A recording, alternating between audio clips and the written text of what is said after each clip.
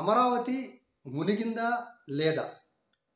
ఇప్పుడు ప్రజెంట్ పడుతున్న వర్షాలకి ఎవరైతే అమరావతి మునిగింది అని యూట్యూబ్ ఛానల్స్లో కానీ మెయిన్ స్ట్రీమ్లో కానీ చెప్తే వాళ్ళు వైసీపీ రంగుకి పోస్తున్నారు. ఎవరైతే మునగలేదు ఏదో ప్రచారం చేస్తున్నారు ఈ విధంగా నాకు చెప్పిన వాళ్ళు టీడీపీ రంగు పోస్తున్నారు. కానీ ఆ ప్రాంతానికి సంబంధించిన వ్యక్తి ఒక పెద్ద ఆయన మాటల్లో ఏం చెప్తారో చూద్దాం. ఒకవేళ ఎవరైనా సరే అమరావతి మునిగిపోయింది అని కనుక అంటే వాళ్ళు ఈ భూలోకంలో, ఆంధ్రప్రదేశ్లో కాదు, ఈ భూలోకంలో బ్రతకడానికి అనర్హులు. ఎందుకంటే ఆ విధంగా క్రియేట్ చేస్తున్నారు కొన్ని మీడియా ఛానల్స్. సో ఆ పెద్ద ఏం, ఇప్పుడు మనం ఉన్నది నీరికొండ గ్రామ సరిహద్దులో ఉన్నాం. మనం ఇక్కడి నుంచి కొండవీటి వాగు ఇంకా పైనుంచి వస్తుంది.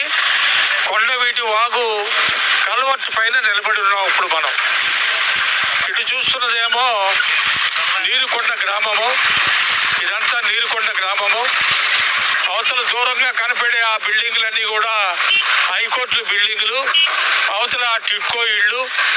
మరి నా వెనక కనిపించేది ఎస్ఆర్ఎం యూనివర్సిటీ. అది వీళ్ళందరూ కూడా కొండవీటి వాగులో నుంచి వెళ్ళే నీళ్ళని హెవీ అయినప్పుడు ఇది బ్రీచ్ చేసుకుంటూ అటు ఎస్ఆర్ఎం యూనివర్సిటీ వాటి మీదకి వెళ్ళినా కూడా వాళ్ళు మెరకేసుకోవటం, అక్కడ నీళ్ళు సరిగా వెళ్లకుండా వాళ్ళకు సేఫ్టీగా వాళ్ళు చూసుకోవటం, ఈ విధానంగా ఎక్కడికక్కడికి కట్టలు వేయడం మూలన కొండవీటి వాగు పూర్తి ఫ్లో లేకుండా ఉండడం కారణంగా ఈ వాటర్ అంతా కూడా డైవర్ట్ అయ్యి అటు గుంటూరు ఛానల్ వైపు వెళ్ళి గుంటూరు ఛానల్ బ్రీచ్ అయిపోయాయి.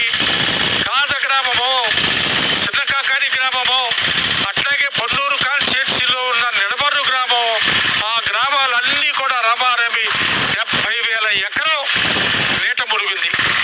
ఇవాటికి కూడా మన ఇప్పుడు ప్రస్తుతం ఉన్న ఈ ప్రభుత్వం ఈ వాటర్ డైవర్షన్ సిస్టాన్ని ఇప్పటికీ కూడా చేయలే. వచ్చే సంవత్సరం అయింది, ఇది క్రిందటి సంవత్సరం